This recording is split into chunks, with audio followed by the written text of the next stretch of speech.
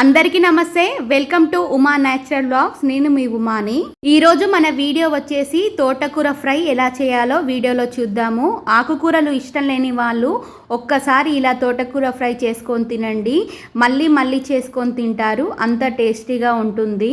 ఇంకెందుకు ఆలస్యం, లేట్ చేయకుండా వీడియోలోకి వెళ్దాం పదండి. ముందుగా తోటకూర ఫ్రై కోసం ఇక్కడ 3 కట్టల తోటకూరలను అయితే తీసుకోవాలి. తోటకూరను తీసుకొని మంచిగా ప్లేట్లో అయితే పెట్టుకోవాలి. ప్లేట్లో పెట్టుకున్న తర్వాత మనం మంచిగా ఆకులను అయితే చూసుకోవాలి. ఏమైనా పురుగు కూడా ఉంటుంది కదా, ముందే ఇది వర్షాకాలము, సో ఆకులకి ఎక్కడైనా పురుగు ఉంటుందో సో దులుపుకొని మంచిగా కట్టలు కట్టుకొని సన్నగా తరుముకోవాలి. సన్నగా తరుముకోవడం వల్ల ఫ్రై అనేది తొందరగా అవుతుంది, మంచిగా ఆకులు కూడా తొందరగా ఉడుకుతాయి.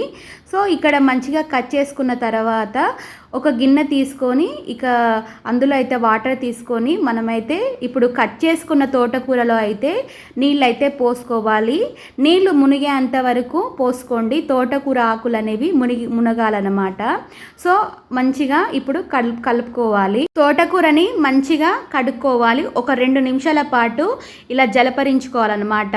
సో ఏమైనా చెత్త కూడా ఉంటే పోతుంది. సన్నటి ఇసుక ఉంటుంది కదా, సో అది కూడా మంచిగా కడుక్కోవాలన్నమాట.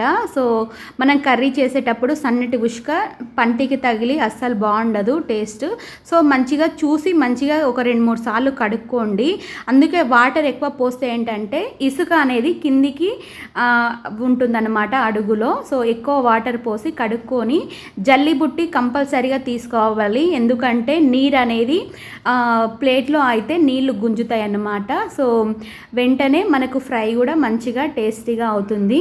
తర్వాత ఇక మనము తోటకూరను అయితే కట్ చేసి పక్కకు పెట్టేసుకున్నాం కదా, సో నీరంతా గుంజేలోపు మనం ఇక్కడ ఒక ఉల్లిగడ్డ తీసుకొని చెక్కు తీసుకొని మంచిగా సన్నగా తరిమి ప్లేట్లో అయితే పెట్టేసుకోవాలి. తోటకూర ఫ్రై టేస్టీగా ఉండాలి అంటే ఎల్లిగడ్డ కంపల్సరీగా వేసుకోవాలి, అప్పుడే టేస్టీగా ఉంటుంది. ఫ్రై అయితే తిన్నా కొద్దీ తినాలనిపిస్తుంది. ఇక్కడ నేను 5-6 ఎల్లిపాయలు తీసుకొని ఇక పొట్టు తీయని అవసరం లేదు. సో డైరెక్ట్గా ఇక వేసేసుకొని దంచేసుకోవాలన్నమాట. కచ్చాపచ్చ దంచుకొని ప్లేట్లో అయితే పెట్టేసుకోవాలి.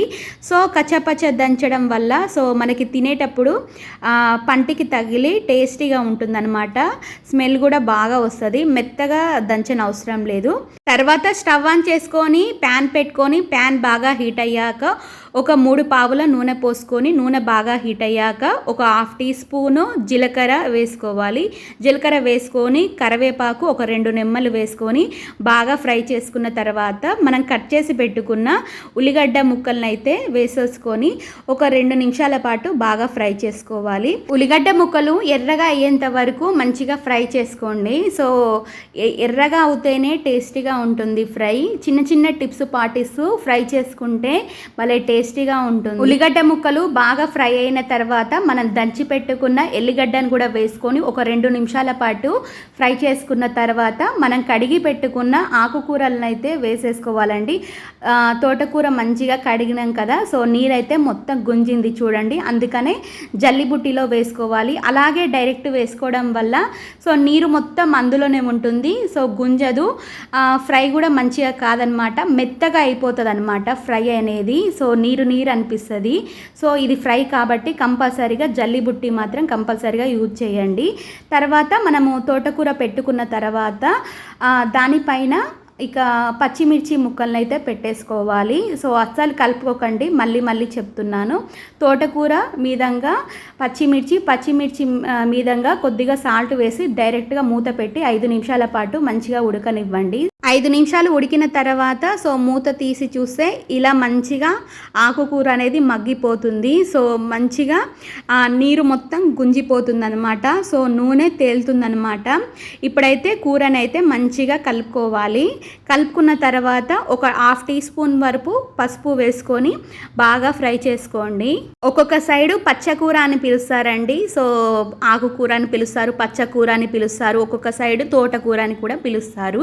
సో పసుపు ఇష్టం ఉంటే వేసుకోండి, లేకపోతే స్కిప్ చేయండి, ఏం పర్వాలేదండి. సో ఇక్కడ పసుపు వేసుకుంటే కొంచెం బాగుంటుంది కదా అన్నట్టు వేసాను. సో మీకు నచ్చకపోతే ఏం వేసుకోకండి, స్కిప్ చేయండి.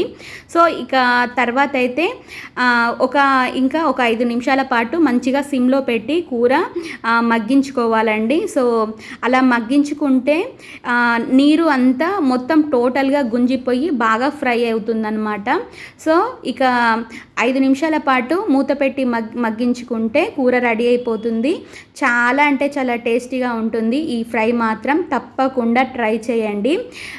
సో అన్నంలోకి కానీ, చపాతీలోకి కానీ, దోశలోకి కానీ కూడా చాలా బాగుంటుంది. లంచ్ బాక్స్లోకి కూడా పర్ఫెక్ట్ రెసిపీ అండి. ఒక్కసారి ట్రై చేయండి, మళ్ళీ మళ్ళీ చేసుకొని తింటారు.